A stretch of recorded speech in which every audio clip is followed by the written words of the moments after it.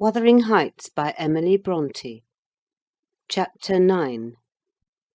He entered, vociferating oaths dreadful to hear, and caught me in the act of stowing his son away in the kitchen cupboard.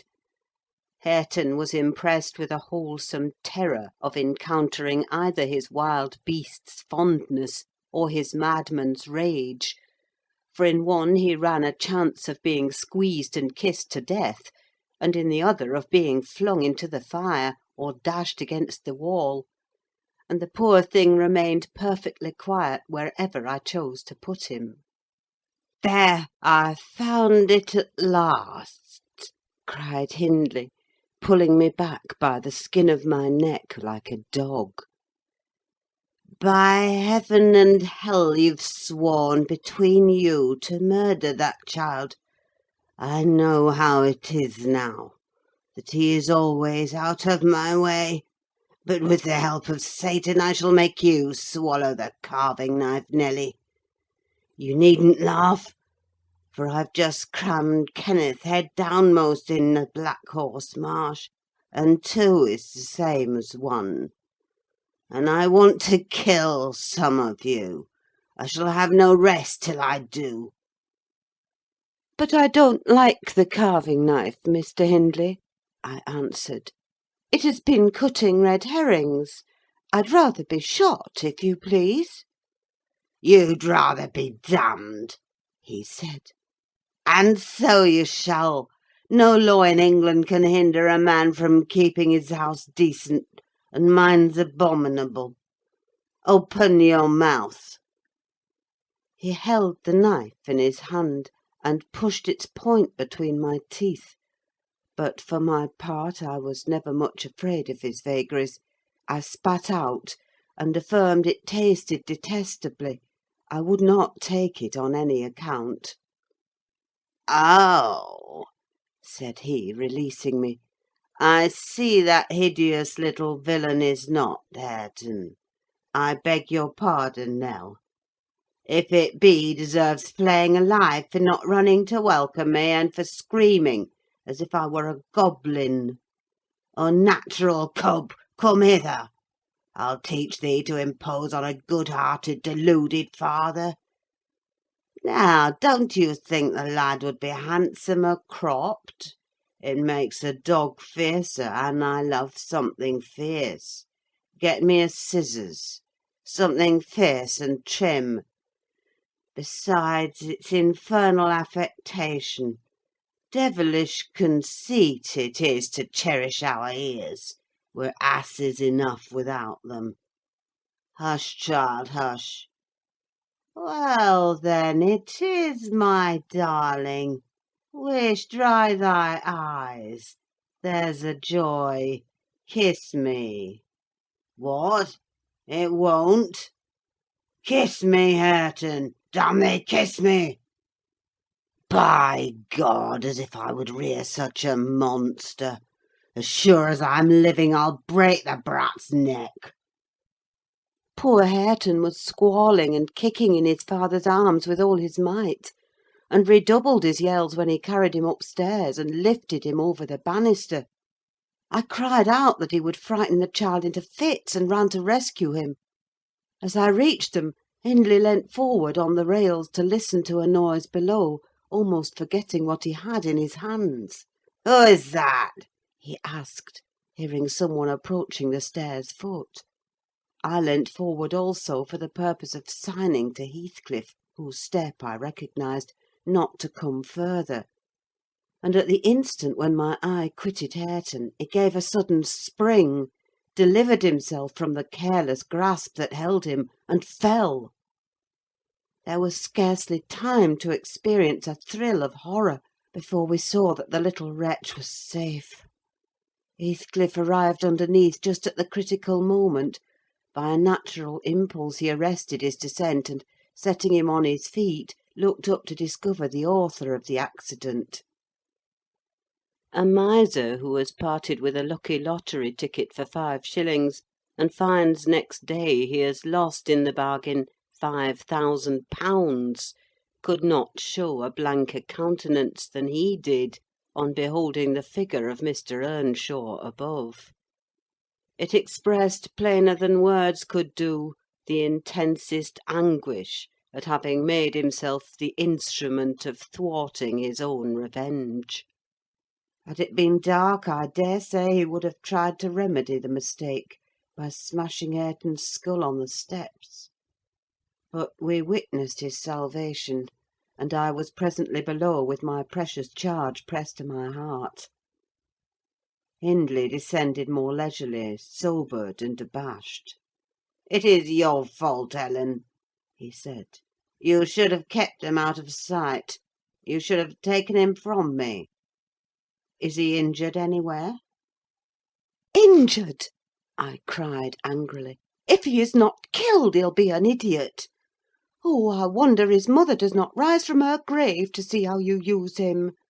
You're worse than a heathen, treating your own flesh and blood in that manner." He attempted to touch the child, who, on finding himself with me, sobbed off his terror directly. At the first finger his father laid on him, however, he shrieked again, louder than before, and struggled as if he would go into convulsions. "You shall not meddle with him," I continued. "He hates you. They all hate you. That's the truth. A happy family you have, and a pretty state you've come to." "I shall come to a prettier yet, Nelly," laughed the misguided man, recovering his hardness. "At present, convey yourself and him away. And hark you, Heathcliff, clear you too, quite from my reach and hearing. I wouldn't murder you to-night, unless perhaps I set the house on fire; but that's as my fancy goes." While saying this, he took a pint bottle of brandy from the dresser and poured some into a tumbler. "Nay, don't!" I entreated. "Mr. Hindley, do take warning. Have mercy on this unfortunate boy, if you care nothing for yourself." "Any one will do better for him than I shall," he answered. "Have mercy on your own soul," I said, endeavouring to snatch the glass from his hand. "Not I! On the contrary, I shall have great pleasure in sending it to perdition to punish its maker," exclaimed the blasphemer. "Here's to its hearty damnation!" He drank the spirits, and impatiently bade us go, terminating his command with a sequel of horrid imprecations, too bad to repeat or remember. "It's a pity he cannot kill himself with drink," observed Heathcliff, muttering an echo of curses back when the door was shut. "He's doing his very utmost, but his constitution defies him. Mr. Kenneth says he would wager his mare that he'll outlive any man on this side Gimmerton, and go to the grave a hoary sinner, unless some happy chance out of the common course befall him." I went into the kitchen, and sat down to lull my little lamb to sleep. Heathcliff, as I thought, walked through to the barn. It turned out afterwards that he only got as far as the other side the settle, when he flung himself on a bench by the wall, removed from the fire, and remained silent. I was rocking Hareton on my knee, and humming a song that began: "It was far in the night, in the bairnies' grot, the mither beneath the mools heard that," when Miss Cathy, who had listened to the hubbub from her room, put her head in, and whispered, "Are you alone, Nelly?" "Yes, miss," I replied. She entered and approached the hearth. I, supposing she was going to say something, looked up. The expression of her face seemed disturbed and anxious. Her lips were half asunder, as if she meant to speak, and she drew a breath, but it escaped in a sigh instead of a sentence. I resumed my song, not having forgotten her recent behaviour. "Where's Heathcliff?" she said, interrupting me. "About his work in the stable," was my answer. He did not contradict me: perhaps he had fallen into a doze. There followed another long pause, during which I perceived a drop or two trickle from Catherine's cheek to the flags. Is she sorry for her shameful conduct? I asked myself.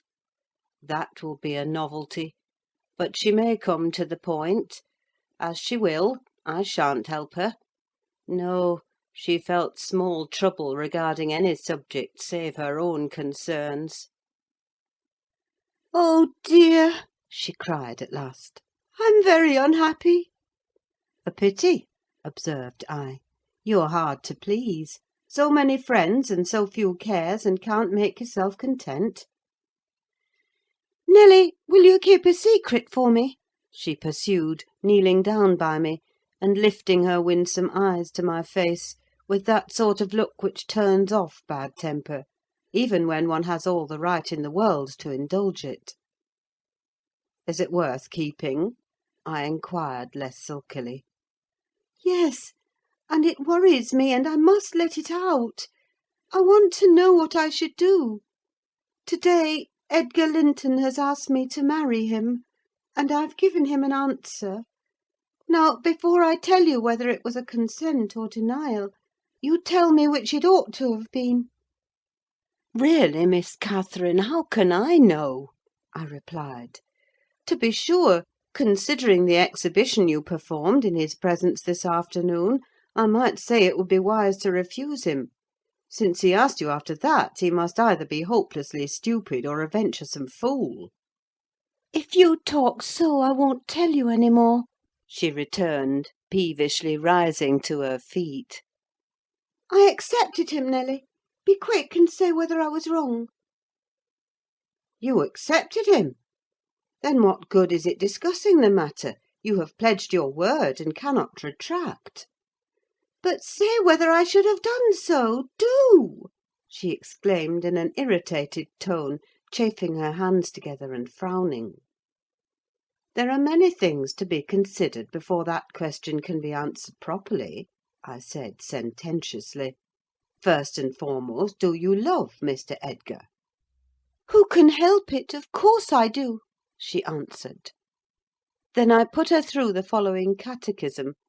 For a girl of 22 it was not injudicious. "Why do you love him, Miss Cathy?" "Nonsense, I do. That's sufficient." "By no means. You must say why." "Well, because he is handsome and pleasant to be with." "Bad," was my commentary. "And because he is young and cheerful." "Bad still." "And because he loves me." "Indifferent, coming there." "And he will be rich, and I shall like to be the greatest woman of the neighbourhood, and I shall be proud of having such a husband." "Worst of all. And now say how you love him." "As everybody loves. You're silly, Nelly." "Not at all. Answer." "I love the ground under his feet, and the air over his head, and everything he touches, and every word he says. I love all his looks, and all his actions, and him entirely and altogether. There now." "And why?" "Nay, you're making a jest of it. It is exceedingly ill–natured. It's no jest to me," said the young lady, scowling, and turning her face to the fire. "I'm very far from jesting, Miss Catherine," I replied. "You love Mr. Edgar because he is handsome, and young, and cheerful, and rich, and loves you. The last, however, goes for nothing. You would love him without that, probably; and with it you wouldn't unless he possessed the 4 former attractions." "No, to be sure not. I should only pity him. Hate him, perhaps, if he were ugly and a clown." "But there are several other handsome, rich young men in the world: handsomer, possibly, and richer than he is. What should hinder you from loving them?" "If there be any, they are out of my way. I've seen none like Edgar." "You may see some, and he won't always be handsome and young, and may not always be rich." "He is now, and I have only to do with the present. I wish you would speak rationally." Well, that settles it. If you have only to do with the present, marry Mr. Linton. I don't want your permission for that. I shall marry him, and yet you have not told me whether I'm right. Perfectly right, if people be right to marry only for the present. And now let us hear what you are unhappy about. Your brother will be pleased. The old lady and gentleman will not object, I think. You will escape from a disorderly, comfortless home into a wealthy, respectable one. And you love Edgar, and Edgar loves you. All seems smooth and easy. Where is the obstacle? Here and here, replied Catherine, striking one hand on her forehead and the other on her breast. in whichever place the soul lives. In my soul and in my heart, I'm convinced I'm wrong. That's very strange. I cannot make it out. It's my secret, but if you will not mock at me, I'll explain it. I can't do it distinctly, but I'll give you a feeling of how I feel. She seated herself by me again. Her countenance grew sadder and graver, and her clasped hands trembled. Nelly, do you never dream queer dreams? She said, suddenly, after some minutes' reflection. Yes, now and then, I answered. And so do I. I've dreamt in my life dreams that have stayed with me ever after, and changed my ideas. They've gone through and through me like wine through water, and altered the colour of my mind. And this is one. I'm going to tell it, but take care not to smile at any part of it. Oh, don't, Miss Catherine! I cried. We're dismal enough without conjuring up ghosts and visions to perplex us. Come, come, be merry and like yourself. Look at little Hareton. He's dreaming nothing dreary. How sweetly he smiles in his sleep. Yes, and how sweetly his father curses in his solitude. You remember him, I daresay, when he was just such another as that chubby thing, nearly as young and innocent. However, Nelly, I shall oblige you to listen. It's not long, and I've no power to be merry to-night. I won't hear it! I won't hear it! I repeated hastily. I was superstitious about dreams then, and am still, and Catherine had an unusual gloom in her aspect that made me dread something from which I might shape a prophecy and foresee a fearful catastrophe. She was vexed, but she did not proceed. Apparently taking up another subject, she recommenced in a short time. If I were in heaven, Nelly, I should be extremely miserable. Because you are not fit to go there, I answered. All sinners would be miserable in heaven. But it is not for that. I dreamt once that I was there. I tell you I won't hearken to your dreams, Miss Catherine. I'll go to bed, I interrupted again. She laughed and held me down, for I made a motion to leave my chair. This is nothing, cried she. I was only going to say that heaven did not seem to be my home, and I broke my heart with weeping to come back to earth, and the angels were so angry that they flung me out into the middle of the heath, on the top of Wuthering Heights, where I woke sobbing for joy. That will do to explain my secret as well as the other. I've no more business to marry Edgar Linton than I have to be in heaven, and if the wicked man in there had not brought Heathcliff so low, I shouldn't have thought of it. It would degrade me to marry Heathcliff now. So he shall never know how I love him, and that not because he's handsome, Nelly, but because he's more myself than I am. Whatever our souls are made of, his and mine are the same, and Linton's is as different as a moonbeam from lightning, or frost from fire. Ere this speech ended, I became sensible of Heathcliff's presence. Having noticed a slight movement, I turned my head, and saw him rise from the bench and steal out noiselessly. He had listened till he heard Catherine say it would degrade her to marry him, and then he stayed to hear no further. My companion, sitting on the ground, was prevented by the back of the settle from remarking his presence or departure; but I started and bade her hush. "Why?" she asked, gazing nervously round. "Joseph is here," I answered, catching opportunely the roll of his cartwheels up the road. "And Heathcliff will come in with him. I'm not sure whether he were not at the door this moment." "Oh, he couldn't overhear me at the door," said she. "Give me Hareton while you get the supper, and when it is ready, ask me to sup with you. I want to cheat my uncomfortable conscience, and be convinced that Heathcliff has no notion of these things. He has not, has he? He does not know what being in love is." "I see no reason that he should not know, as well as you," I returned. "And if you are his choice, he'll be the most unfortunate creature that ever was born. As soon as you become Mrs. Linton, he loses friend and love and all. Have you considered how you'll bear the separation, and how he'll bear to be quite deserted in the world? Because Miss Catherine—" "He quite deserted! We separated!" she exclaimed, with an accent of indignation. "Who is to separate us, pray? They'll meet the fate of Milo. Not as long as I live, Ellen, for no mortal creature. Every Linton on the face of the earth might melt into nothing before I could consent to forsake Heathcliff. Oh, that's not what I intend; that's not what I mean. I shouldn't be Mrs. Linton were such a price demanded. He'll be as much to me as he has been all his lifetime. Edgar must shake off his antipathy, and tolerate him at least. He will, when he learns my true feelings towards him.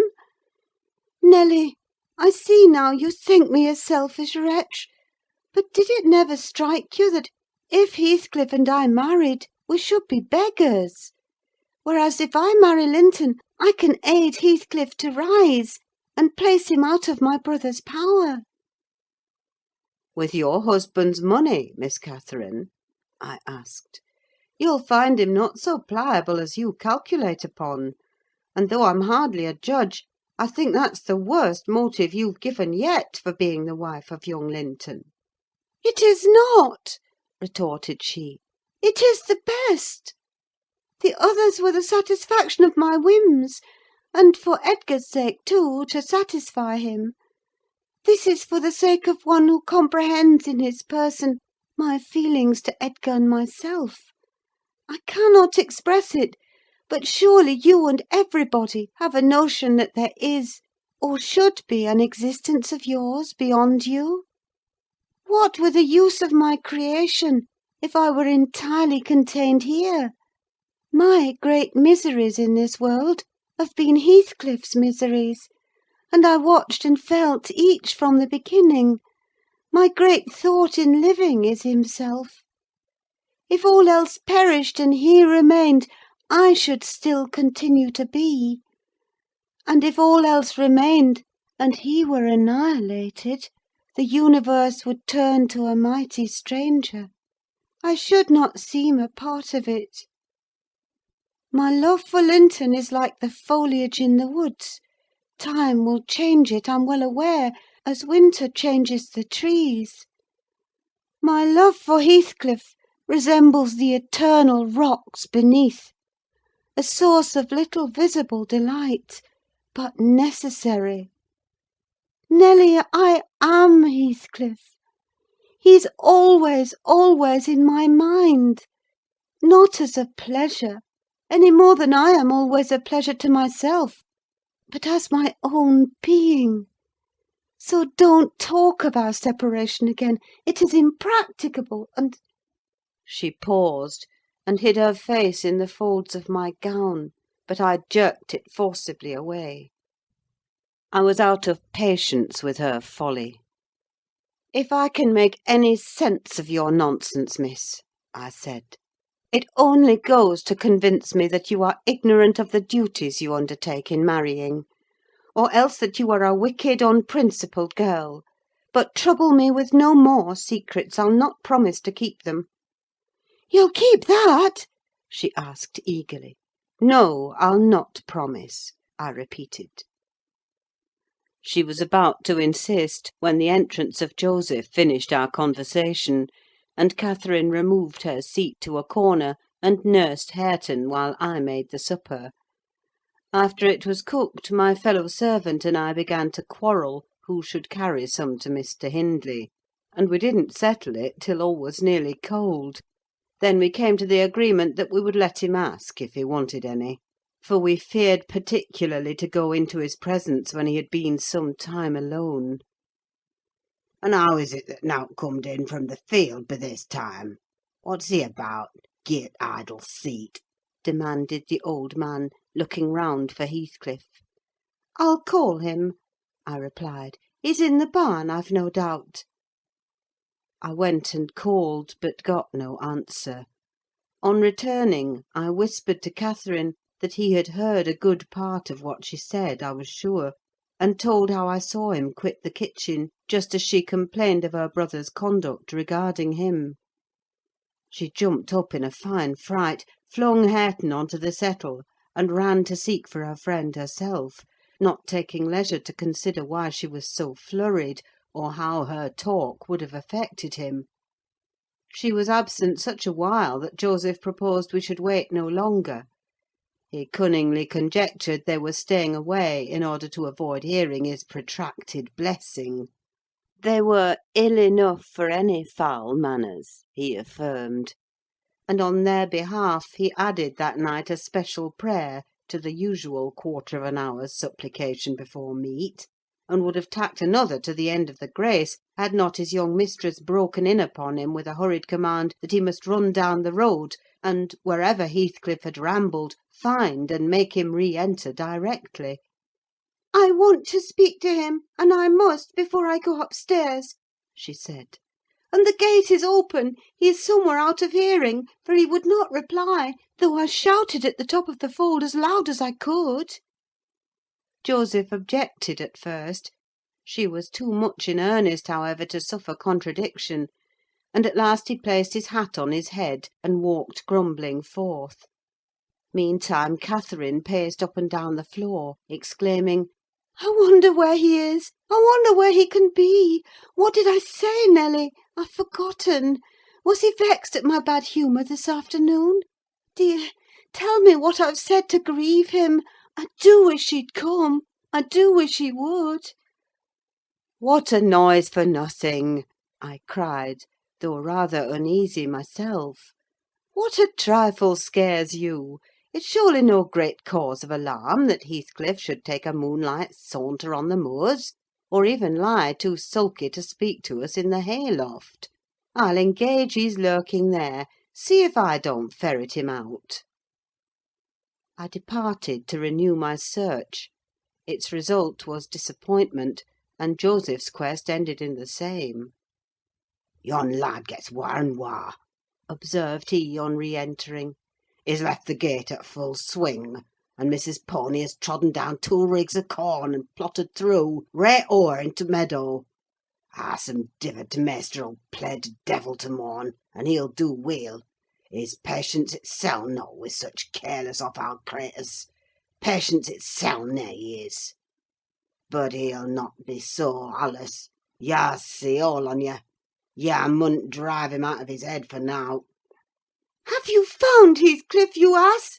interrupted Catherine. "Have you been looking for him, as I ordered?" "I sud more lecker look for t' horse," he replied. "It 'ud beat him all sense. But I can look for nother horse nor man over neat like this, as black as chimbley. And Heathcliff's noan chap to come at my whistle.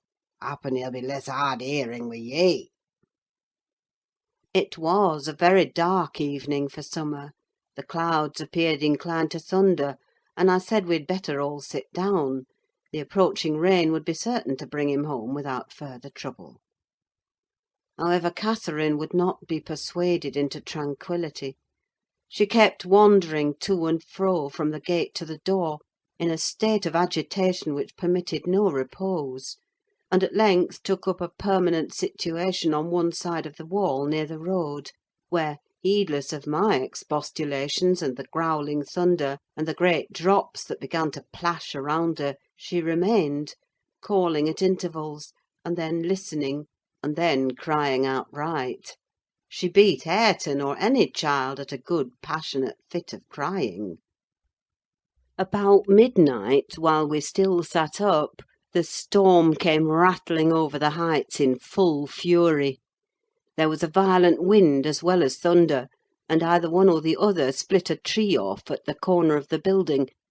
A huge bough fell across the roof, and knocked down a portion of the east chimney stack, sending a clatter of stones and soot into the kitchen fire. We thought a bolt had fallen in the middle of us, and Joseph swung on to his knees, beseeching the Lord to remember the patriarchs Noah and Lot, and, as in former times, spare the righteous, though he smote the ungodly. I felt some sentiment that it must be a judgment on us also. The Jonah, in my mind, was Mr. Earnshaw, and I shook the handle of his den, that I might ascertain if he were yet living. He replied audibly enough, in a fashion which made my companion vociferate more clamorously than before, that a wide distinction might be drawn between saints like himself and sinners like his master. But the uproar passed away in 20 minutes, leaving us all unharmed, excepting Cathy, who got thoroughly drenched for her obstinacy in refusing to take shelter, and standing bonnetless and shawlless to catch as much water as she could with her hair and clothes. She came in and lay down on the settle, all soaked as she was, turning her face to the back, and putting her hands before it. "Well, miss," I exclaimed, touching her shoulder, "you are not bent on getting your death, are you? Do you know what o'clock it is? 12:30. Come to bed. There's no use waiting any longer on that foolish boy. He'll be gone to Gimmerton, and he'll stay there now.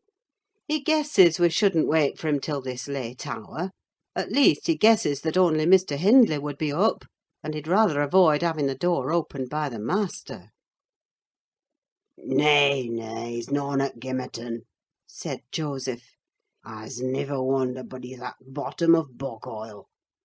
This visitation won't for nowt, and I would hev ye to look out, miss. Yarmer beat next. Thank Hiven for all. All warks together for good to them as is chosen, and picked out for the rubbage. Ya know what the Scripture says."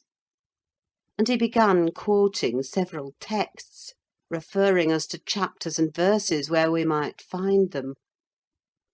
I, having vainly begged the wilful girl to rise and remove her wet things, left him preaching and her shivering, and betook myself to bed with little Hareton, who slept as fast as if every one had been sleeping round him. I heard Joseph read on a while afterwards; then I distinguished his slow step on the ladder, and then I dropped to sleep. Coming down somewhat later than usual, I saw, by the sunbeams piercing the chinks of the shutters, Miss Catherine still seated near the fireplace. The house door was ajar too; light entered from its unclosed windows. Hindley had come out, and stood on the kitchen hearth, haggard and drowsy. "What ails you, Cathy?" he was saying when I entered. "You look as dismal as a drowned whelp. Why are you so damp and pale, child?" "I've been wet," she answered reluctantly, "and I'm cold, that's all." "Oh, she is naughty!" I cried, perceiving the master to be tolerably sober. "She got steeped in the shower of yesterday evening, and there she has sat the night through, and I couldn't prevail on her to stir." Mr. Earnshaw stared at us in surprise. "The night through?" he repeated. "What kept her up? Not fear of the thunder, surely? That was over hours since."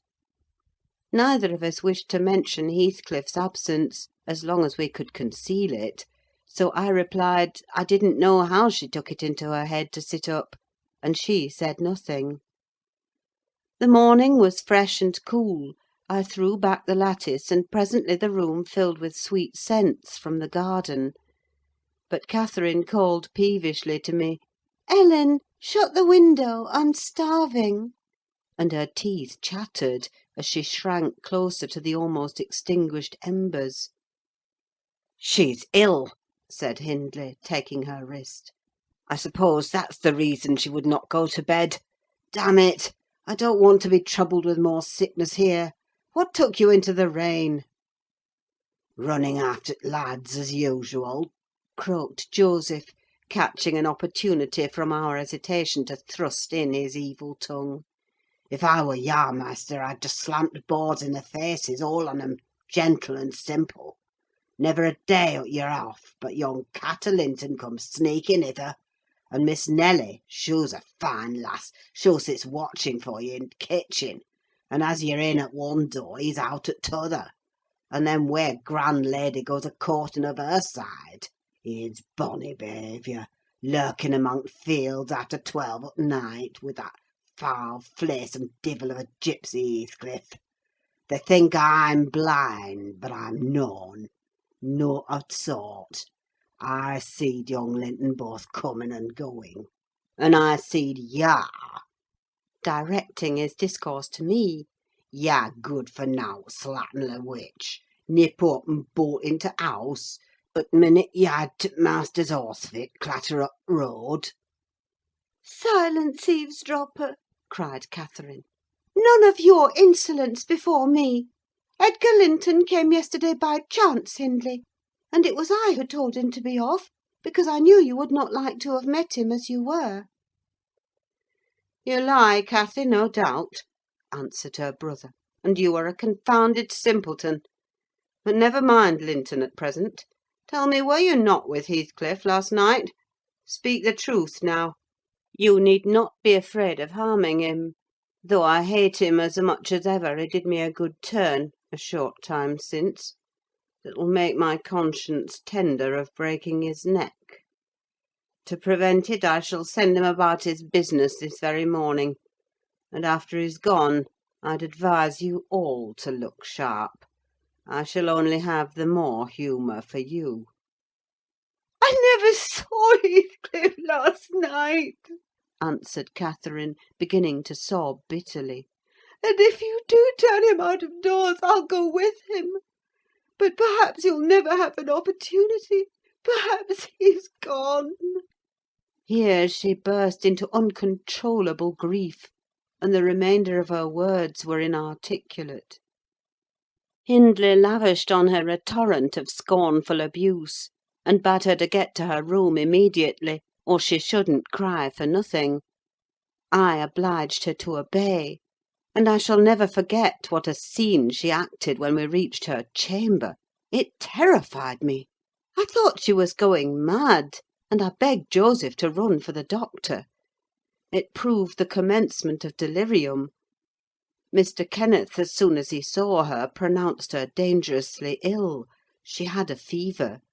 He bled her, and he told me to let her live on whey and water gruel, and take care she did not throw herself downstairs or out of the window; and then he left, for he had enough to do in the parish, where 2 or 3 miles was the ordinary distance between cottage and cottage. Though I cannot say I made a gentle nurse, and Joseph and the master were no better, and though our patient was as wearisome and headstrong as a patient could be, she weathered it through. Old Mrs. Linton paid us several visits, to be sure, and set things to rights, and scolded and ordered us all; and when Catherine was convalescent, she insisted on conveying her to Thrushcross Grange, for which deliverance we were very grateful. But the poor dame had reason to repent of her kindness. She and her husband both took the fever, and died within a few days of each other. Our young lady returned to us saucier and more passionate, and haughtier than ever. Heathcliff had never been heard of since the evening of the thunderstorm, and one day I had the misfortune, when she had provoked me exceedingly, to lay the blame of his disappearance on her, where indeed it belonged, as she well knew. From that period, for several months, she ceased to hold any communication with me, save in the relation of a mere servant. Joseph fell under a ban also. He would speak his mind, and lecture her all the same as if she were a little girl; and she esteemed herself a woman, and our mistress, and thought that her recent illness gave her a claim to be treated with consideration. Then the doctor had said that she would not bear crossing much; she ought to have her own way; and it was nothing less than murder in her eyes for any one to presume to stand up and contradict her. From Mr. Earnshaw and his companions she kept aloof, and, tutored by Kenneth, and serious threats of a fit that often attended her rages, her brother allowed her whatever she pleased to demand, and generally avoided aggravating her fiery temper. He was rather too indulgent in humouring her caprices, not from affection, but from pride. He wished earnestly to see her bring honour to the family by an alliance with the Lintons; and as long as she let him alone, she might trample on us like slaves, for aught he cared. Edgar Linton, as multitudes have been before, and will be after him, was infatuated, and believed himself the happiest man alive on the day he led her to Gimmerton Chapel, 3 years subsequent to his father's death. Much against my inclination, I was persuaded to leave Wuthering Heights, and accompany her here. Little Hareton was nearly 5 years old, and I had just begun to teach him his letters. We made a sad parting; but Catherine's tears were more powerful than ours. When I refused to go, and when she found her entreaties did not move me, she went lamenting to her husband and brother. The former offered me munificent wages; the latter ordered me to pack up: he wanted no women in the house, he said, now that there was no mistress; and as to Hareton, the curate should take him in hand by and by. And so I had but one choice left: to do as I was ordered. I told the master he got rid of all decent people only to run to ruin a little faster. I kissed Hareton, said good–bye; and since then he has been a stranger. And it's very queer to think it, but I've no doubt he has completely forgotten all about Ellen Dean, and that he was ever more than all the world to her, and she to him. At this point of the housekeeper's story, she chanced to glance towards the timepiece over the chimney, and was in amazement on seeing the minute hand measure 1:30. She would not hear of staying a second longer. In truth, I felt rather disposed to defer the sequel of her narrative myself; and now that she has vanished to her rest, and I have meditated for another hour or two, I shall summon courage to go also, in spite of aching laziness of head and limbs. End of Chapter 9.